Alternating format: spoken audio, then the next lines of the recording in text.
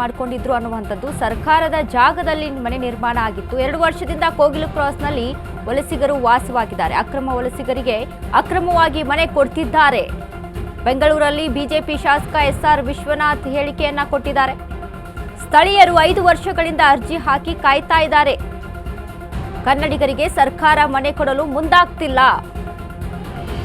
ಅಕ್ರಮ ಮನೆಗಳ ತೆರವು ಕಾರ್ಯ ವಿಶೇಷ ಪ್ರಕರಣ ಅಲ್ಲ. ಹೈಕಮಾಂಡ್ ಹೇಳಿದೆ ಅಂತ ಮನೆಗಳನ್ನ ಕೊಡ್ತಿದ್ದಾರೆ. ರಾಜ್ಯದಲ್ಲಿ ಕೇರಳ ಚುನಾವಣೆಗೆ ಕರ್ನಾಟಕ ಬಲಿ ಕೊಡ್ತಿದ್ದಾರೆ ಅಂತ ವಿಶ್ವನಾಥ್ ಹೇಳಿಕೆಯನ್ನ ಕೊಟ್ಟಿದ್ದಾರೆ. 2 ವರ್ಷದಿಂದ ಕೋಗಿಲು ಕ್ರಾಸ್ನಲ್ಲಿ ವಲಸಿಗರು ವಾಸವಾಗಿದ್ದಾರೆ. ಆದರೆ ಅಕ್ರಮ ವಲಸಿಗರಿಗೆ ಅಕ್ರಮವಾಗಿ ಮನೆ ನಿರ್ಮಾಣ ಮಾಡಿಕೊಡ್ಲಾಗ್ತಾ ಇದೆ ಅಂತ ವಿಶ್ವನಾಥ್ ಹೇಳಿಕೆ. 2 ವರ್ಷದಿಂದ ಇಲ್ಲಿ ವಾಸವಾಗಿರುವಂಥದ್ದು ಈ ಅಕ್ರಮವಾಗಿ ಅದು ಸರ್ಕಾರದ ಜಾಗದಲ್ಲಿ ಮನೆಯನ್ನ ಕಟ್ಟಿಕೊಂಡು ಇಲ್ಲಿ ಬೇರೆ ರಾಜ್ಯದಿಂದ ಬಂದು ವಾಸವಾಗಿದ್ದಾರೆ. ಆದರೆ ಸ್ಥಳೀಯರು ಕನ್ನಡಿಗರು ಇಲ್ಲಿ 5 ವರ್ಷದಿಂದ ಅರ್ಜಿಯನ್ನ ಹಾಕಿ ಕಾಯ್ತಾ ಇದ್ದಾರೆ, ನಮಗೆ ಸರ್ಕಾರ ಮನೆ ಕೊಡುತ್ತೆ ಅಂತ.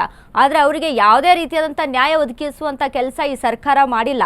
ಆದರೆ ಕೇರಳದ ಪಾಲಿಟಿಕ್ಸ್ ಎಂಟ್ರಿ ಆದ ತಕ್ಷಣ ಇವರು ಮನೆಯನ್ನ ಕೊಡೋಕೆ ಮುಂದಾಗಿದೆ ಈ ಸರ್ಕಾರ ಅಂತ ವಿಶ್ವನಾಥ್ ಅಲ್ಲಿ ತಮ್ಮ ಆಕ್ರೋಶವನ್ನ ಕೂಡ ಹೊರ ಹಾಕಿದ್ದಾರೆ. ಯಾಕಂದ್ರೆ ಕನ್ನಡಿಗರಿಗೆ ಸ್ಥಳೀಯರಿಗೆ ಒಂದು ನ್ಯಾಯ, ಮತ್ತೆ ಅಲ್ಪಸಂಖ್ಯಾತರಿಗೆ ಒಂದು ನ್ಯಾಯವನ್ನು ಒದಗಿಸುವಂತ ಕೆಲಸ ಇಲ್ಲಿ ಸರ್ಕಾರ ಮಾಡ್ತಾ ಇದೆ. ಅಲ್ಪಸಂಖ್ಯಾತರ ಓಲೈಕೆಗಾಗಿ ಈ ರೀತಿಯಾಗಿ ನಿರ್ಧಾರಗಳನ್ನು ತೆಗೆದುಕೊಳ್ತಾ ಇದೆ. ಈಗಾಗಲೇ ಅವರಿಗೆ ಮನೆಯನ್ನ ಕೊಡೋಕೆ ರೆಡಿ ಆಗಿದೆ ಸರ್ಕಾರ. ಆದರೆ ಸ್ಥಳೀಯರು ಅವರು ಕಾಯ್ತಾ ಇದ್ದಾರೆ, ಅರ್ಜಿಯನ್ನು ಸಲ್ಲಿಸಿದ್ದಾರೆ. 5 ವರ್ಷದಿಂದ ಅರ್ಜಿಯನ್ನು ಸಲ್ಲಿಕೆ ಮಾಡಿದ್ದಾರೆ.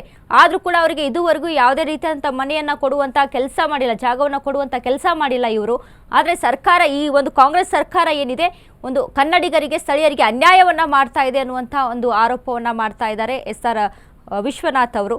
ಇನ್ನು ಅದೇ ರೀತಿಯಾಗಿ ಸಾಕಷ್ಟು ರಾಜಕೀಯವಾಗಿ ಮುನ್ನೆಲೆಗೆ ಬಂದಂಥ ವಿಷಯ ಇದು. ಕೋಗಿಲು ಕ್ರಾಸ್ನಲ್ಲಿ ಮನೆ ತೆರವು ವಿಚಾರ ಸಂಬಂಧಪಟ್ಟಂತೆ ಕೇರಳ ಸಿಎಂ ಪಿಣರಾಯಿ ಒಂದು ಟ್ವೀಟ್ ಅನ್ನ ಮಾಡ್ತಾರೆ.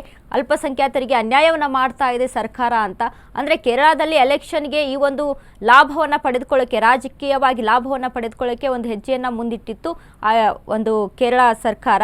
ಸೊ ಹೀಗಾಗಿ ಅದ್ರ ಜೊತೆಗೆ ಅವರಿಗೆ ಒಂದು ತಿರುಗೇಟನ್ನು ಕೊಡಬೇಕು. ಇನ್ನು ಅದ್ರ ಜೊತೆಗೆ ಅಲ್ಲಿಯ ಜನರ ಮನಸ್ಸನ್ನು ಓಲೈಕೆ ಮಾಡಬೇಕಂದ್ರೆ ಅಲ್ಪಸಂಖ್ಯಾತರು ಹೆಚ್ಚಾಗಿರುವಂಥ ಕಾರಣದಿಂದಾಗಿ ಅವರ ಮನಸ್ಸಿಗೆ ಕೂಡ ಓಲೈಕೆಯನ್ನು ಮಾಡಬೇಕು ಅನ್ನುವಂಥ ನಿರ್ಧಾರದಿಂದ ಹೈಕಮಾಂಡ್ ವರೆಗೂ ಕೂಡ ಈ ವಿಷಯ ಚರ್ಚೆ ಆಗುತ್ತೆ. ಹೈಕಮಾಂಡ್ ಕೂಡ ಇದ್ರ ಬಗ್ಗೆ ಒಂದು ಚರ್ಚೆ ಮಾಡಿ ವಿಷಯವನ್ನು ತಿಳಿಸುತ್ತೆ. ಅಂದರೆ ಅಲ್ಲಿಯ ಯಾರ್ಯಾರ ಮನೆ ತೆರವಾಗಿದೆ ಅವರಿಗೆ ನೀವು ಮನೆಯನ್ನು ಕೊಡಬೇಕು ಅನ್ನುವಂಥದ್ದು.